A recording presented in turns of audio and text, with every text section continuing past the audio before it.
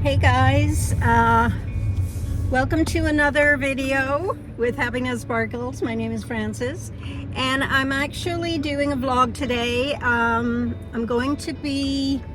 just heading into Toronto now to meet up with my daughter-in-law, my daughter-in-law's mother, and her sister and her best friend.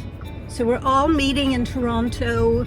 She's picked a wedding dress, so we're all going in to have a look at it, and obviously I'm not going to show it on here, but we're making a day of it and we're going to go see her wedding dress. She's kind of given me a little picture of it and here and there, and you know, it's under lock and keys, you know, get it fitted because it's a little bit too big for her. So she just wants the people that are closest to her heart to come and join in with this very special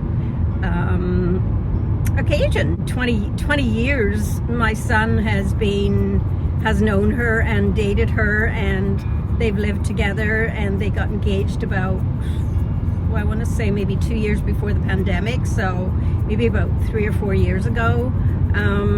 And you know, it's a true love story, and it's so beautiful. I couldn't be blessed, you know, with a more beautiful daughter-in-laws than I have. I have two amazing daughter-in-laws that love me and, you know, take me as I am. I'll get emotional because, you know, I've grown up with women in my life, sisters and nieces, and I always thought, you know, I'm not going to have that special relationship that my sisters have with their daughters. I'll have sons, and you know that saying, a daughter is a daughter all of her life, but a son is a son until he takes his wife.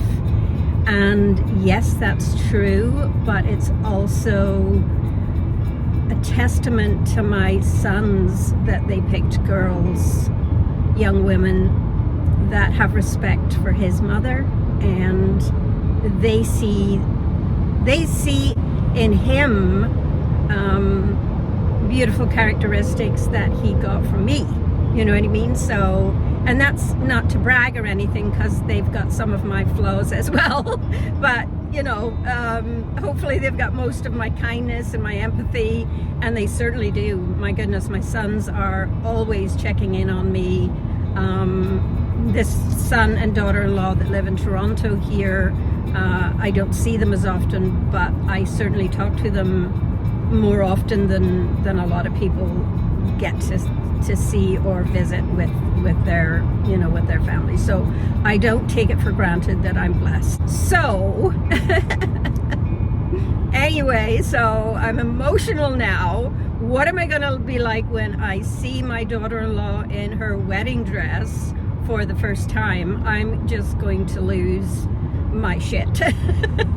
So her mom and I are very close friends, so that's kind of nice. So we'll be sitting there, she'll be crying, I'll be crying, you know, and blah blah blah.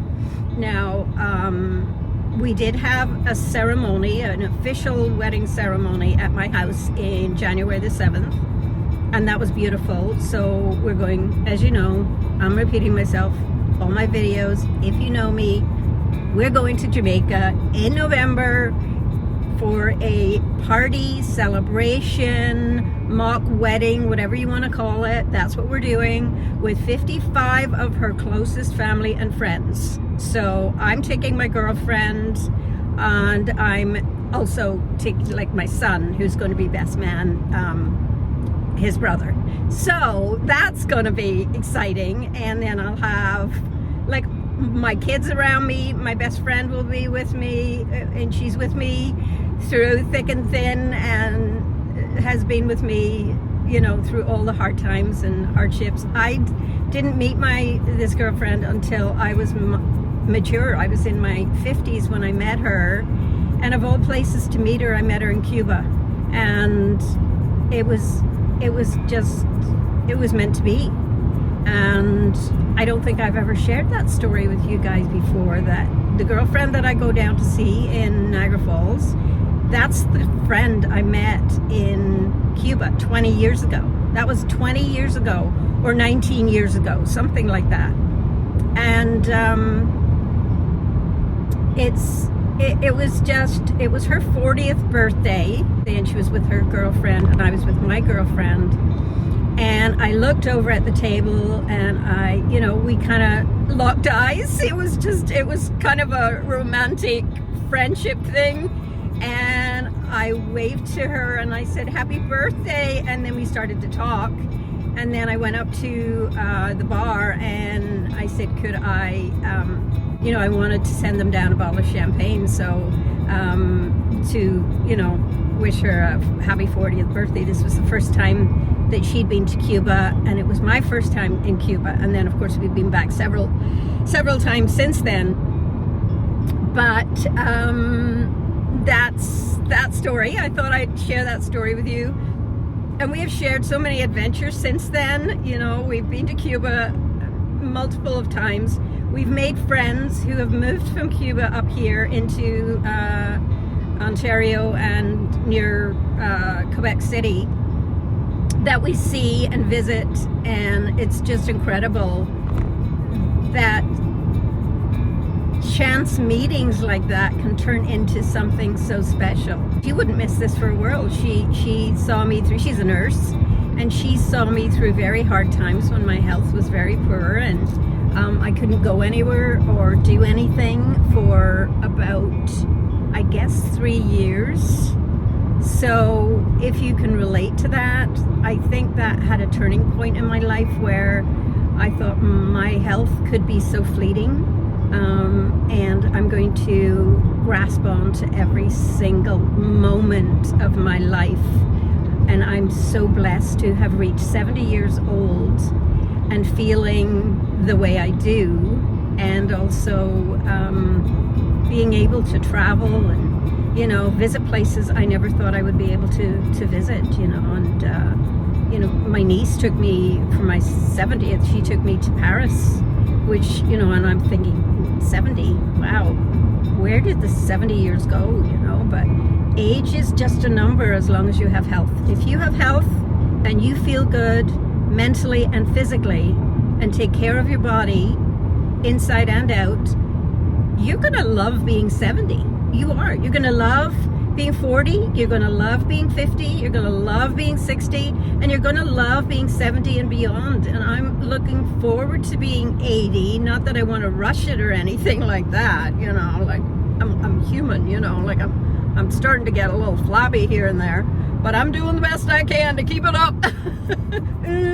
So but I keep it real. What you see is what you get. You get the censored version of my potty mouth, so you know that I'm just a human being, and I swear like everybody else. Or not everybody else, but you know what I mean. You know what I'm saying, right? So I just thought, today I'm just going to take you guys along with me. I know you love these car vlogs, and I find them so freaking easy to just throw up. I'm all dressed up today. I'll show you what I'm wearing. I'll insert little pictures somewhere here or there, and I'm wearing and of course I've got a dooney, my dooney camera bag in the color that color always gets me. It really does. I want to say it's ecru, but it's not, so I'm going to put it up here, the color of my bag. It kind of comes off pinkish mauvey, and I'm wearing a very appropriate fragrance today. It's by Dossier. I will link Dossier's website down below. No, I'm not getting paid to endorse their fragrances. They send them to me, and it's the inspired version of Chanel Eau Tendre. I freaking love it. It smells exactly like Chanel Eau Tendre, and I thought, what a beautiful fragrance to wear going to a really nice posh bridal shop. I will insert pictures of the bridal shop if they let me. I'm not sure if they'll let me do a little video of it or not, but I'll kind of try and sneak it. obviously I'm not going to show any of my family or the dress that she's bought. You'll get to see that when I go to Jamaica, like everybody else will. So then after we do the fitting and everything else, then we're gonna go off, all us girls, and go to a nice little place to have lunch and spend the day. My son very, very graciously offered to look after Nora today, and then he'll kind of work from home if he has to place orders or anything like that, you know, because he works for Coca-Cola. Just a little plug for Coca-Cola there. And if he needs to do orders, or, you know, he's on the clock all the time. Like, he's never off the clock. He shuts it down in the evening mostly, but it's always there for emergencies. And, you know, he has people working for him, so it's like, you know, sometimes they need to reach out, and, you know, sometimes there's emergency situations. Like, for instance, on Saturday when I went to see my daughter-in-law play baseball, he had an emergency situation with one of the girls that worked for him, and she called and she was crying. He has a great relationship with his staff, and so she called and she said, Stephen, I've hurt my wrist. She works, you know, with the skids of Coca-Cola and stuff like that, so it's a heavy job. And so she said, I've hurt my wrist, you know, I don't know what to do. And he just calmed her right down. He said, okay, you call so-and-so and so-and-so, get the place that you're working at to, you know, so you can fill in a form or whatever it is you have to do, and go and check it out, get it x-rayed, and don't worry about it, you know, like, work can wait. Staff and their health is the most important thing. So yeah, and he was with me and Nora, and he's like so calm. We're watching baseball and he's on the phone calming down one of his staff, and that's on a Saturday, and he doesn't work on weekends, but he's always there and available if they need him, and I'm so proud of him. So if you're watching, Steve, I'm proud of you, son. This is going to be a sad vlog today. Sad, happy vlog. So, yeah, so that's what we're doing today. So, you know, I hope you enjoyed my little chit chat and rambling, because I do ramble. You know, I do have ADHD and I tend to get distracted very easily. So I see a squirrel and it's like, oh, squirrel. So I'm feeling pretty perky today and happy and excited to see my daughter-in-law, and, you know, yada yada yada. So anyhow, guys, I will add a few clips here and there in this video, and I'm just going to get off here and concentrate more on the road. I've got a little bit more traveling to do, but not much. Maybe another half an hour drive or so, and then we're all going to go together and check it out. So guys, peace out.